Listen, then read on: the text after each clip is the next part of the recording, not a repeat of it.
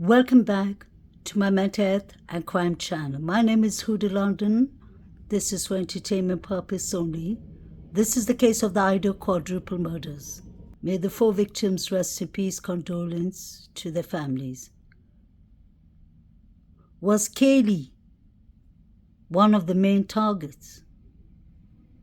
Was she the primary target? Kaylee complained about having a stalker to her friends. We heard the shopkeeper who sells iPhones, I believe, who said that Maddie and Kaylee and the girls came in a group at least 5 times, and they said that they were worried and concerned for Kaylee because she had a stalker. We know that Kaylee's wounds was more, the injuries were more on Kaylee than the other 3 victims. So what was going on in Kaylee's life?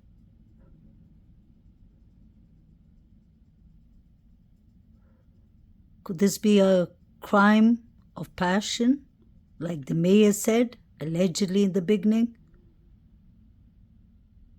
I personally believe that all 4 victims were the target and it was 2 separate incidents.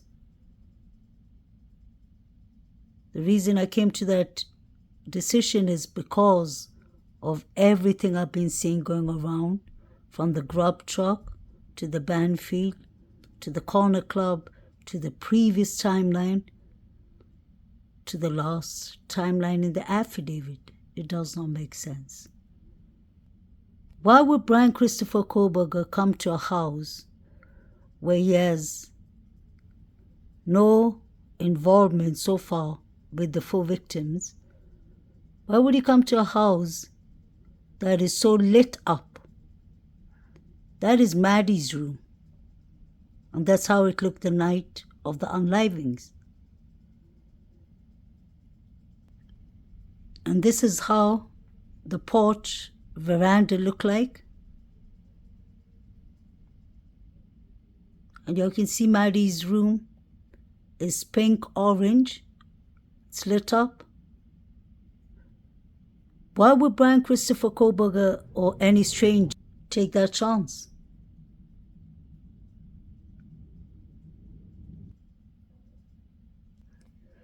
There were 6 people inside the house and a dog. Brian Christopher Koberger, the killer, wouldn't have known if the other people visiting the house or at a sleepover or whatsoever. So why would he be so brave enough to take that risk? Doesn't make sense.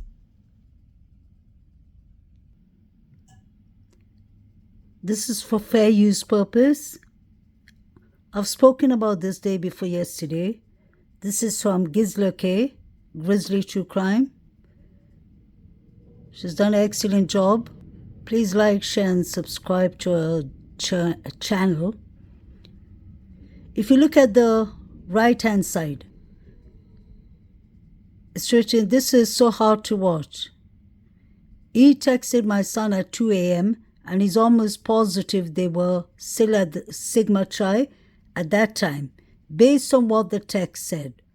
That wouldn't put them at the house until at least 2:10 to 2:15. My son called the tip line and reported this days ago, but they are still saying they think E and Zana were at the house at 1:45. Frustrating." So this is a parent whose son saw E that day. How come that hasn't been mentioned while they were still asking the public for information? You clearly have someone there who says that they saw E, and that wouldn't put E and Zana at home till 10 past 2, quarter past 2. So did something happen to them at Linda Lane or Taylor Avenue? Go away. And it's a very different. It's a very different. 2 a.m. is a dark hour. I can tell you that. And you realize it's never going to go away. And it's a very different. It's a very different. 2 a.m. is a dark hour. I can tell you that. The four figures that were seen running that night at 12 past 3 a.m., I personally believe is crucial to this case. They were jogging or walking quickly.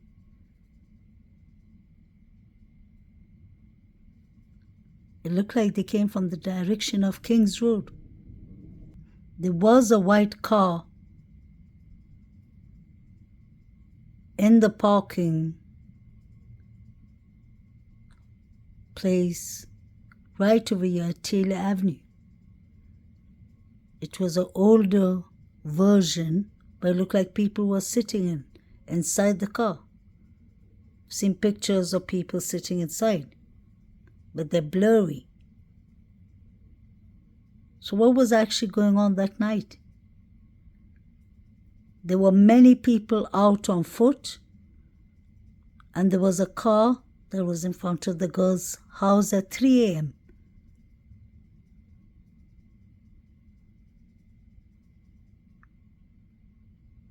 Why was Dylan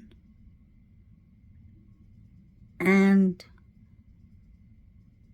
BF's life saved? Was it because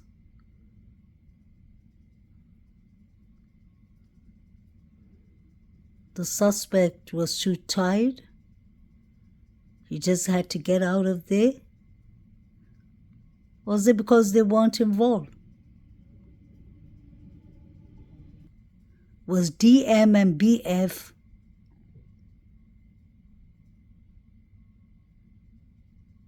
threatened not to talk? Or were they involved? Or are they witness?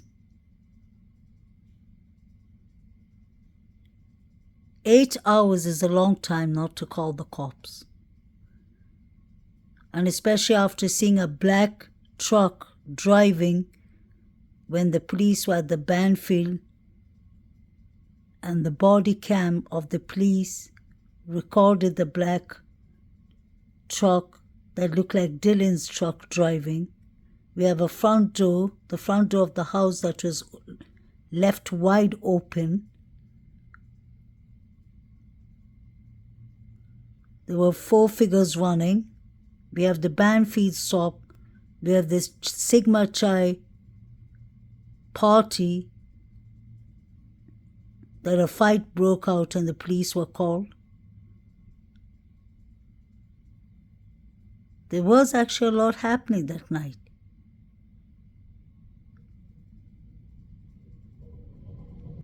I'm sure all these flats here, all these apartments here must have heard all the commotion that was happening. Obviously, it's the Greek lifestyle.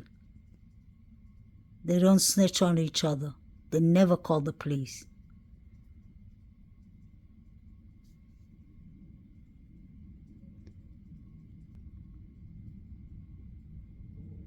Did something happen to E and Xana in the Linda Lane footage? Or is that just a leaked footage?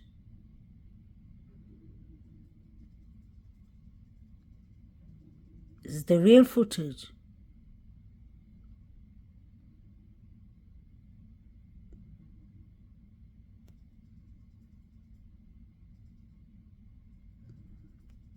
I believe something happened in Queens Road.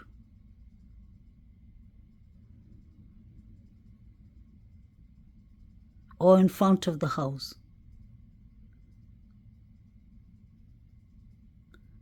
I believe something happened to Kaylee and Maddie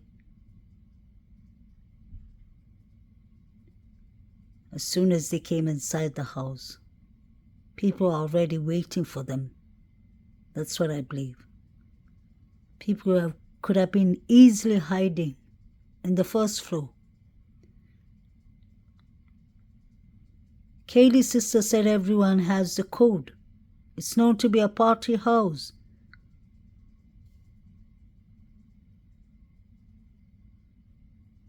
That's how college students are. But then that's the risk and danger of it. But the university could have definitely done more. They're aware of these parties. They're aware of all these disturbances, of all these gatherings, and they did not do anything. And they know it's the fraternities allegedly that are involved. That's why they decide to demolish the house in December, on the 28th of December, because the 3 unidentified male DNAs are allegedly lost in the lab.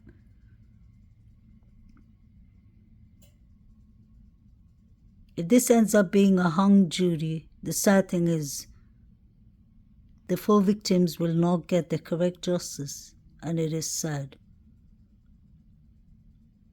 I really want to know how much DM actually saw in the darkness. She saw bushy eyebrows, but it's strange that she did not see the eyes of the person. The unidentified male fingerprint was found on the good vibes. So was there a struggle in front of the good vibes?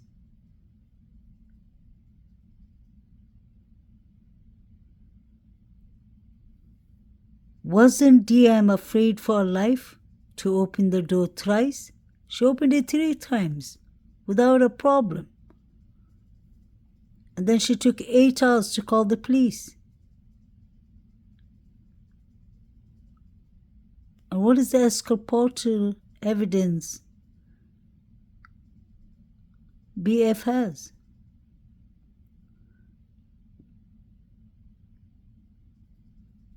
It was clearly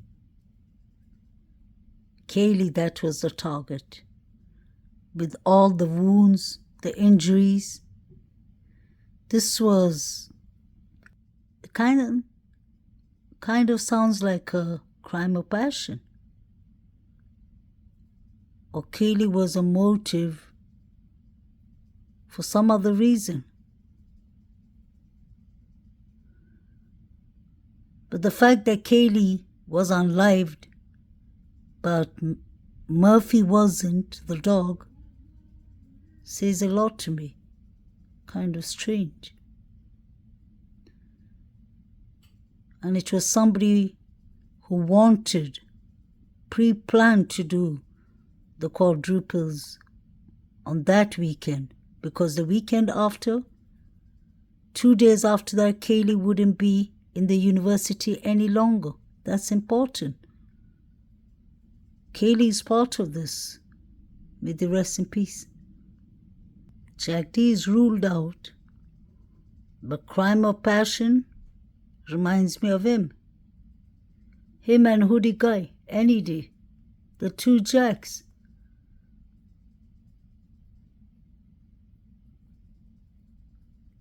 Kaylee was leaving with her dog Maddie. Murphy.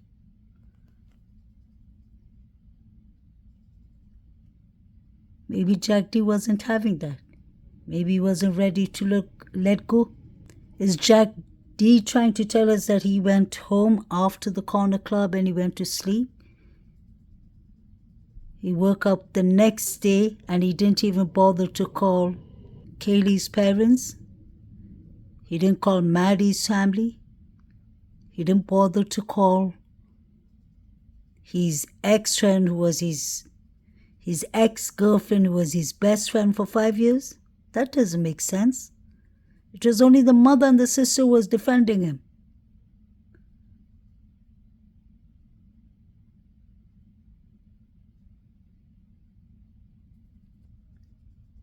Jack D has a white Hyundai. He used to have it. What happened to it? And this looks more like the one. The gas station showed the footage. Brian Christopher Koberger's car doesn't have tinted windows. I've always said that it doesn't. Jack D lives just a minute away from the girls.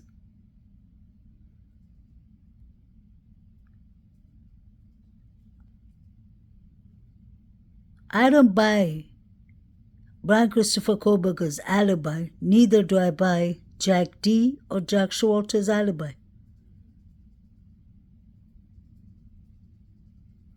Please like, share, and subscribe.